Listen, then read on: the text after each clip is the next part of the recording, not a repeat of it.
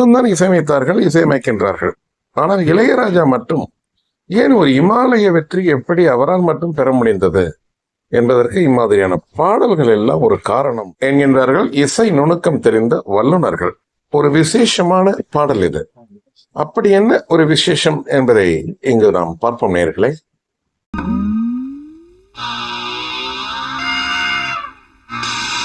ஒரு பாடலுக்கு மெட்டு கட்டும் பொழுது ஏதேனும் ஒரு ராகத்தை அடிப்படையாக வைத்து ஒரு பல்லவி, சரணம் இரண்டையும் தயார் செய்து விடுவார்கள். முதலில் அந்த பல்லவியும் சரணமும் ஒரு கேட்கும்படியாக இருக்க வேண்டும், ரசிக்கும்படியாக இருக்க வேண்டும். அடுத்து தான் மிகப்பெரிய வேலைப்பாடு உள்ளது ஒரு பாடலுக்கு, அந்த பாடல் ஜொலிக்க வைப்பதற்கு. முன்னிசை, இடையிசை, beginning bit, interval bit, ending bit, அந்த விவகாரத்தில் தான் மிகப்பெரிய சூட்சமம் உள்ளது ஒரு பாடலை அனைவரும் கேட்கும்படியாக வைப்பதற்கு என்று கூறுகிறார்கள் பிரபல இசையமைப்பாளர்களிடம் இசைக்கருவிகள் வாசிக்கும் வாத்தியக்காரர்கள். இந்த பாடலில் இளையராஜா என்ன சூட்சமம் செய்திருக்கின்றார் பாருங்கள். அந்த பிகினிங் பிட் ஒரு grand opening chord by using synthesized keyboard. thereafter trumpet. இந்த ட்ரம்பெட் சவுண்ட பாருங்க. நிச்சயமாக இது பிளாட் நோட் இல்லை. trumpet is used by using bender.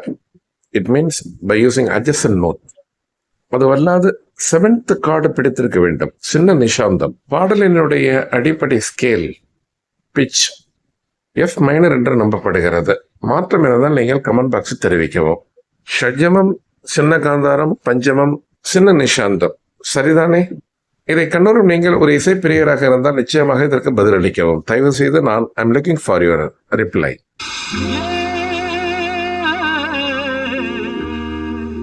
இந்த பாடலை நன்றாக கவனித்தவர்களுக்கு தெரியும், இந்த பாடலில் இந்த ஆலாவணையில் மட்டும்தான் எஸ்பிபியினுடைய குரல் என்று நம்மால் கண்டுபிடிக்க முடியும். மற்ற இடங்களில் பல்லவி பாடும் பொழுதும் சரி, அது குறிப்பாக சரணம் பாடும் பொழுது நிச்சயமாக எஸ்பிபி தன்னுடைய குரலில் பாடவில்லை. இந்த ஆலாவனுடைய பிகினிங்கை பாருங்க, எவ்வளவு அழகா பண்ணியிருப்பார்.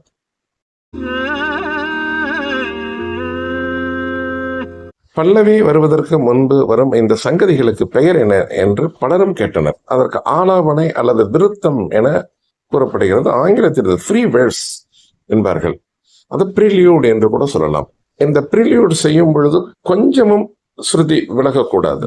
மிக நேர்த்தியாக செய்திருப்பார் எஸ்பிபி இந்த பாடலில். தாளத்துடன் பல்லவி வருவதற்கு முன்பு தாளம் இல்லாமல் ஒரு ஃப்ரீ வேர்ஸாக பல்லவி வரும். அதுதான் நடந்திருக்கின்றது இந்த பாடலில். அதற்கு பெயர் என்ன என்று கூட பலரும் கேட்கின்றனர். அதற்கு ஃப்ரீ வேர்ஸ் அல்லது ப்ரிலியூடன் முன்பு சொன்னதுதான். இது பல்லவி பாடும் பொழுது தாளக்கட்டுகள், தாளம் வாசிக்கப்படாது, அவ்வளவுதான். என்னுடைய தாளம் இருக்கும், தாளம் சைலண்டாக ஓடிக்கொண்டே இருக்கும்.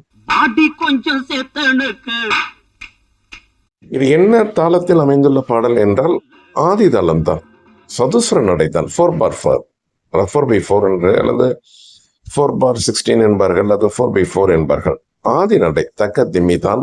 நடை எந்த நடையாக இருந்தாலும், சதுசரம், மிஸ்ரம், கண்டம், எந்த நடையாக இருந்தாலும் அதனுடைய டெம்போ எதை பொறுத்து அமையும் என்றால் பிபிஎம். அதாவது tempo of a song is based on BPM என்பார்கள். பிபிஎம் என்றால் என்ன?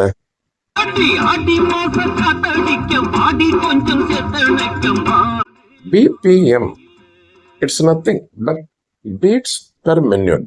ஒரு நிமிடத்திற்கு எத்தனை பீட் வருகின்றது என்பதை பொறுத்தான் பிபிஎம் என்று சொல்வார்கள். இந்த பாடலை நான் மனக்கணக்கில் கணக்கிட்ட பொழுது ஒரு 120 அல்லது 119 பீட்ஸ் வருவதற்கு வாய்ப்பு இருக்கின்றது இந்த பாடல். அதனால்தான் சற்று ஸ்பீடாக இருக்கும். சொல்ல போனால் ஸ்பீட் என்று சொல்வதே தவிர டெம்போ ஜாஸ்தியாக இருக்கும். டெம்போவிற்கும் ஸ்பீடுக்கும் நிறைய வித்தியாசம் உண்டு. பாடலை வழி நடத்தி செல்லும் தாள நடையின் வேகம்தான் டெம்போ எனப்படுகிறது. இந்த பாடல் 119 பீட்ஸ் பெர் மினிட் இருக்கலாம் என்று நினைக்கின்றேன். நீங்கள் கமெண்ட் பாக்ஸில் தெரிவிக்கலாம். ஒருவேளை மாற்றம் இருந்தால் தயவு செய்து தெரிவிக்கவும். எனக்கு மற்றொரு செய்தியையும் நேயர்களுக்கு தெரிவித்துக் கொள்ள வேண்டும். என்னுடைய சப்ஸ்கிரைபர்ஸ்களுக்கு குறிப்பாக பாடலை தொடர்ந்து, அதாவது 5 வினாடிகளுக்கு மேல் இங்கு பதிவிட முடியாது என்பதை தாங்கள் அறியவும். அதனால்தான் ஒரு குறிப்பிட்ட வினாடிகளுக்கு மேல் அந்த பாடலை ஒளிபரப்ப முடியாத காரணத்தினால்தான் அந்த இடத்தில் சற்று நிறுத்தம் செய்து இந்த விளக்கங்களை நான் தருகின்றேன். ஒரு பாடலின் BPM, அதாவது பீட்ஸ் பெர் மினிட், யாரால் தீர்மானிக்கப்படுகிறது என்றால் சாட்சாத் இசையமைப்பாளர் தான். Each and every liability and responsibility goes to music composer. அதில் எந்த மாற்று கருத்தும் அல்ல. அந்த பாடலின் தன்மை, பாடலின் தொனி, அதற்கு தக்கவர் தான் பீட்டை அமைப்பார். எத்தனை பீட் வைத்தால் இந்த பாடல் நன்றாக இருக்கும் என்பதை தீர்மானிப்பது இசையமைப்பாளர் தான்.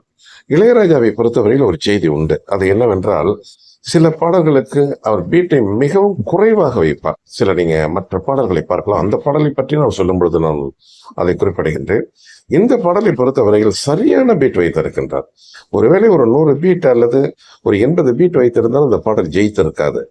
அதுபோல 125 பீட், 130 போயிருந்தாலும் அந்த பாடலை கேட்டிருக்க முடியாது, கேட்கவே முடியாது. 119 பீட் என்பது ஒரு கேட்பதற்கு ஒரு தோதான ஒரு பேலன்ஸ்ட் அண்ட் எக்கனாமிக் டெம்போ. ஆக இந்த பாடலினுடைய தாளம் என்ன தாளம் என்று சொல்லி ஆயிற்று. சதுசுர நடை. என்ன ராகத்தில் அமைந்த பாடல் என்பதை சற்று கவனிப்போம். இது என்ன ராகத்தை அடிப்படையாக கொண்ட பாடல் என்று நான் பிறகு கூறுகின்றேன். அதற்கு முன்பு ஒரு செய்தி. இடையில் ஒரு இசைக்கருவியினுடைய சப்தம் வந்தது, கவனித்தீர்களா? அதை ஒரு கஞ்சா மாடு கம்பவுல தான் என்கின்றது 2 வரிகளுக்கு அடுத்தாற்போல் வந்த ஒலி, அது முக்கியமான ஒலி. அது இது இளையராஜாவில் மட்டும்தான் சாத்தியமா என்று கூட நினைக்க தோன்றுகிறது. பெரிதாக ஒன்றும் குழப்பிக் கொள்ள வேண்டாம். கீபோர்டு தான், சிந்தசைசர், பெண்டர் போட்டு அதை செய்வாங்க. அது வயலின் சவுண்டை வர வச்சு கூட செய்திருக்கலாம், அல்லது வேற ஏதோ ஸ்ட்ரிங்ஸ் சவுண்டு அந்த கீபோர்டு வரவழைத்து அதுல சிந்தசைஸ் பண்ணி இருந்திருக்க வேண்டும். இந்த ஒளியை பொறுத்தவரையில் வேறொன்றும் இருக்க வாய்ப்பில்லை. ஒரு சாதாரணமாக ஏதேனும் ஒரு ஒளியை கொடுத்திருந்திருக்கலாம். ஏன் இப்படி ஒரு ஒளியை கொடுக்க வேண்டும்? அதுதான் Ilaiyaraaja. He has been trying always to pay something different in every song என்பார்கள். ஒவ்வொரு பாடலும் ஏதாவது ஒரு வித்தியாசம் தர வேண்டும் என்பதற்காக அவர் இப்படி செய்வார். அது வழக்கம், அவரது வழக்கம். அவருடைய வெற்றிக்கு இதெல்லாம் ஒரு காரணம் என்பது ஒரு செய்தி. என்ன ராகம் இந்த பாடல்? இந்த பாடல் என்ன ராகத்தை அடிப்படையாக கொண்டது என்றால், ஒரு பாடல் குறிப்பாக இந்த மாதிரி மெல்லிசை சினிமா பாடல்கள் பரிபூர்ணமாக ஒரு ராகத்தில் அமையாது. இருப்பினும் அதை சார்ந்த ராகத்தில் இருக்கும். இது ஆனந்த பைரவியினுடைய சாயல் இருக்கின்றது இந்த பாடலில்.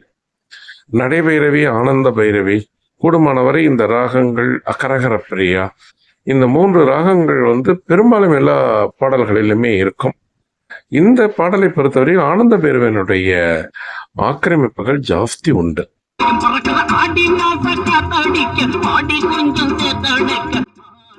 இந்த ஆனந்த பைரவி ராகத்தில் ஒரு விசேஷம் என்னவென்றால், சஜமத்திற்கு பிறகு ரிஷபம் வருவதற்கு முன்பே காந்தாரம் வந்துவிடும்.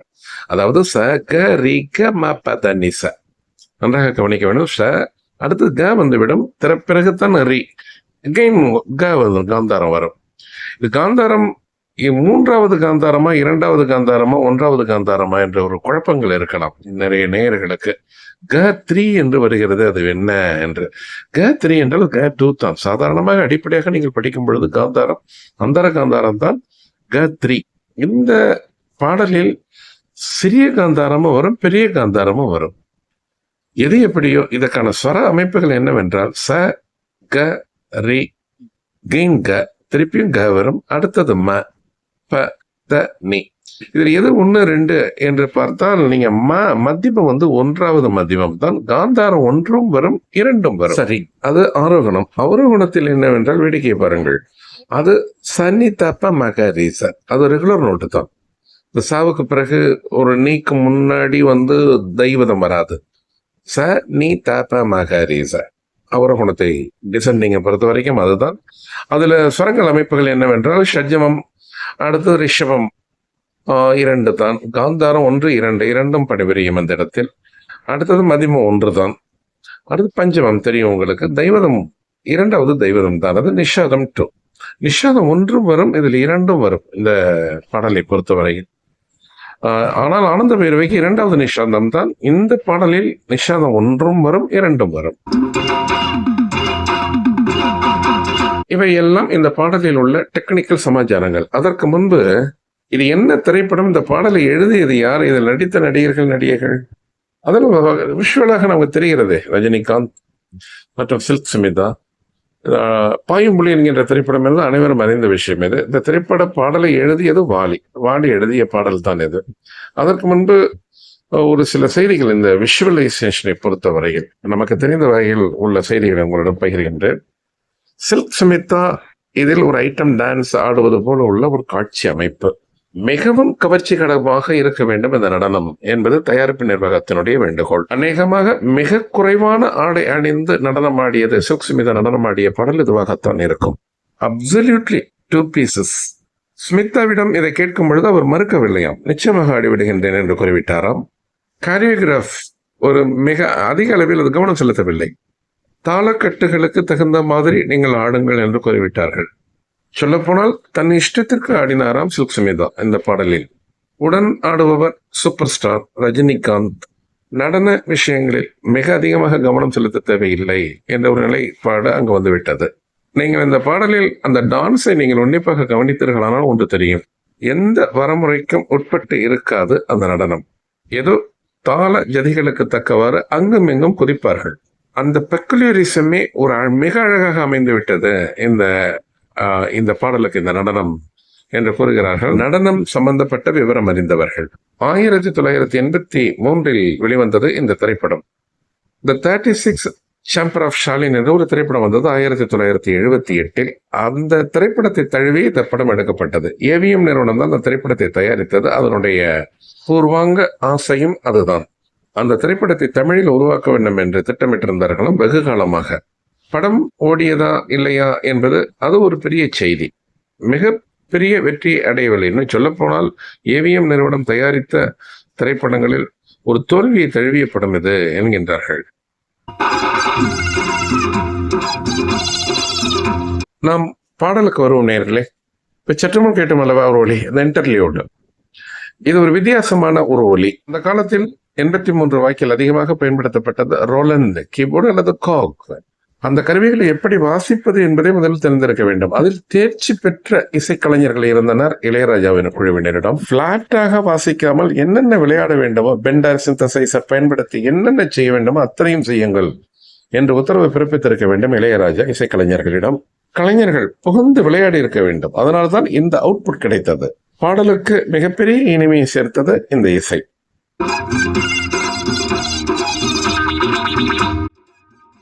இந்த இசையை கேட்கும்போது ஒன்று ஞாபகம் வருகின்றது. இந்த திரைப்படம் வந்த சமயத்தில் இசைக்குழு நடத்துபவர்கள் இந்த பாடலை இமிட்டேட் செய்வதற்கு மிகவும் சிரமப்பட்டார்கள். குறிப்பாக இந்த இசையை. அந்த காலகட்டங்களில் சாதாரணமாக கிடைக்கக்கூடிய கீபோர்டு எதுவென்றால் யமஹா 510, 520, 650 இந்த மாதிரியான கீபோர்ட்ஸ் மற்றும் அப்பொழுதுதான் கோர்க் என்பதெல்லாம் வந்த காலம். அது பெண்டர் சிந்தசைசர் எல்லாம் அறிமுகப்படுத்தப்பட்ட காலம். அதை வாசிக்க தெரிந்தவர்கள் மிக நன்றாக வாசித்தார்கள். நல்ல இசைக்கருவிகள் இருந்து வாசிக்க தெரியாத இடங்களில் தான் அந்த சிரமப்பட்டார்கள். இது சம்பந்தமான கருத்துக்கள் வரவேற்கப்படுகின்றது நேயர்களே. உங்களுக்கு அந்த அனுபவம் இருந்தால் இங்கு நீங்கள் கமெண்ட் பாக்ஸில் பகிரலாம்.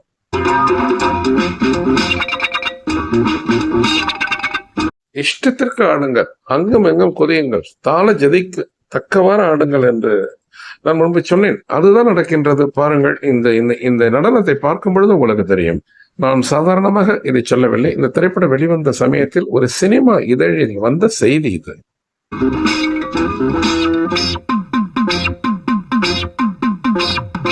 சில்க் சுமிதா திரைத்துறைக்கு வந்தது நடனம் ஆடுவதற்காக அல்ல, குடும்ப பங்கான பாத்திரங்களை நடிப்பதற்குத்தான் அவர் உள்ளே வந்தார். அம்மாதிரியான பாத்திரங்கள் அவருக்கு கிடைத்தன, நடிக்கவும் செய்தார். இருப்பினும் உன்னுடைய முகத்தின் வசீகரத்திற்கு நீ டான்ஸ் ஆடுவது சிறந்தது என்று கூறியது வினு சக்கரவர்த்தி தானம். சிரமப்பட வேண்டாம், நடனம் ஆடிவிட்டு சம்பளம் வாங்கி சென்று விடலாம் என்றெல்லாம் கூறியிருக்கின்றார். வண்டி சக்கரம் என்கின்ற திரைப்படம் எடுக்கும் பொழுது நடந்த சம்பவம் அது. நடனமா, அது எனக்கு தெரியாது என்றாராம் சில்க் சுமிதா. கண்டிப்பாக தெரிய வேண்டும் என்ற அவசியம் இல்லை. ஓரிரு படங்களில் நீ ஆட ஆரம்பித்து விட்டாலே உனக்கு தெரிந்து விடும் அது என்று துணிச்சலொட்டியது வினு சக்கரவர்த்தி தானாம். சில்க் சுமிதா இப்பொழுது மறைந்து விட்டார். இருந்தாலும் அப்பொழுது ஒரு பேட்டியில் கூறிய ஒரு வார்த்தை ஒன்று, எனக்கு நடனம் ஆட தெரியாது என்கின்ற தகுதியே மிகப்பெரிய தகுதியாகிவிட்டது என்று சிரித்துக் கொண்டே சொன்னாரோ ஒரு பேட்டியில்.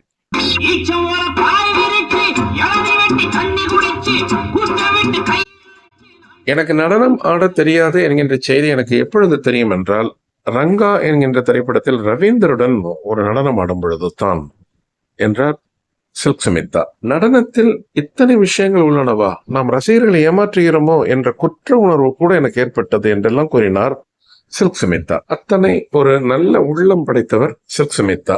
கமல்ஹாசனுடன் ஆடும் பொழுது எனக்கு மிகவும் பயமாக இருக்கும். நான் உங்கள் தோதுக்கு ஆடுகின்றேன், கவலைப்பட வேண்டாம் என்று ஊக்கம் கொடுப்பாராம். 3ஆம் பிறை, சகலகல்லவல்லவன் போன்ற திரைப்படங்களில் அந்த நடன காட்சிகள் வெற்றி பெற்றதற்கு அதுதான் முக்கிய காரணம். ரஜினிகாந்துடன் டான்ஸ் ஆடும் பொழுது டெக்னிக்கலி மிகப்பெரிய சிரமம் எதுவும் வராது. ஆனால் மிகவும் ஸ்பீடாக ஆட வேண்டும். பாடலில் டெம்போ அதிகமாக உள்ள பாடலாகத்தான் இருக்கும் அவருடன் ஆடும் பொழுது என்றெல்லாம் கூறினார் சில்க் சுமிதா. அவருடைய மறைவு தமிழ் சினிமாவுக்கு மட்டுமல்ல, தெலுங்கு, மலையாளம், கன்னடம் அனைத்து மொழிகளுக்கும் ஒரு பேரிழப்பு என்கின்ற மிகப்பெரிய இயக்குனர்.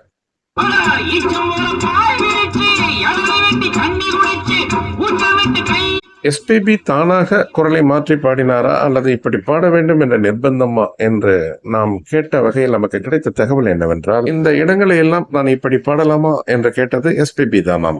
இயக்குனர் எஸ்பி முத்துராமன் கூறியது, ஹீரோ அந்த இடத்தில் ஒரு ஐட்டம் டான்ஸ் ஆடுகிறார், அவ்வளவுதான். அவர் எந்த குரலில் ஆடுகிறார் என்பதை எனக்கு பெரிதல்ல, இசையமைப்பாளர் கேட்டுக்கொள்ளுங்கள் என்று கூறிவிட்டாராம். பஞ்சு அருணாசலம் தான் சொன்னாராம் அதை. பஞ்சு அருணாசலம் தான் கதை திரைக்கதை வசனம் எழுதியது இந்த திரைப்படத்திற்கு. குரலை மாற்றி பாடுவது கூட நன்றாக இருக்கிறது, அப்படியே இருக்கலாம் என்று. அதை இளையராஜா ஒப்புக்கொண்டாராம். அதன் பிறகுதான் இந்த பாடல் சக்சஸ் ஆனது.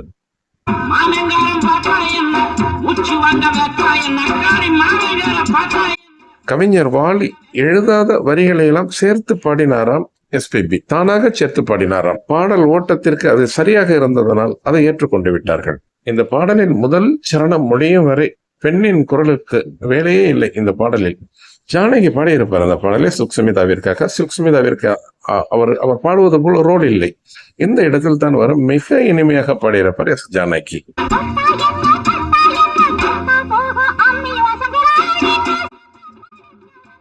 ஹீரோ ஹீரோயின் வேல்யூ, மிகச்சிறந்த படைப்பாளிகள் இவர்கள் எல்லாம் இருந்தால் அந்த திரைப்படம் ஓடிவிடுமா என்பதற்கு சரியான பதில் தந்தது இந்த பாயும்புலி என்கின்ற திரைப்படம். அப்படி அல்ல, மிகச்சிறந்த படைப்பாளிகள் இருந்தாலும் மிகச்சிறந்த ஹீரோ வேல்யூ இருந்தாலும் அந்த படம் ஓடிவிடும் என்று கட்டாயமில்லை என்பதை நிரூபித்தது பாயும்புலி என்கின்ற திரைப்படம். ஆமாம், இது எதிர்பார்த்த அளவு வெற்றி பெறவில்லை இந்த திரைப்படம் என்பதற்கு முக்கியமான காரணம் overdose may cause some side effects என்பார்களே, அதுதான் நடந்தது இந்த திரைப்படத்தில். வில்லன்கள் என்று எடுத்துக்கொண்டால் நிறைய எண்ணிக்கையிலான வேல்யூ பாதிக்கப்பட்டுவிடக் கூடாது என்பதற்காக ரஜினிகாந்திற்கு சாத்தியமில்லாத காட்சிகளை எல்லாம் காட்டியிருப்பார்கள். கதை, திரைக்கதை இரண்டிலும் சொதப்பலானது இந்த திரைப்படம். அதற்கு காரணம் பஞ்சு அருணாசலம். பஞ்சு அருணாசலம் கவனம் செலுத்தி இதற்கு கதை, திரைக்கதை வசனம் எழுதவில்லை என்று மிக முக்கியமான பத்திரிகைகள் எல்லாம் விமர்சனம் செய்தன. அப்பொழுது இந்த திரைப்படத்தில் வெற்றி பெற்ற ஒரே சமாச்சாரம் பாடல்கள் தான்.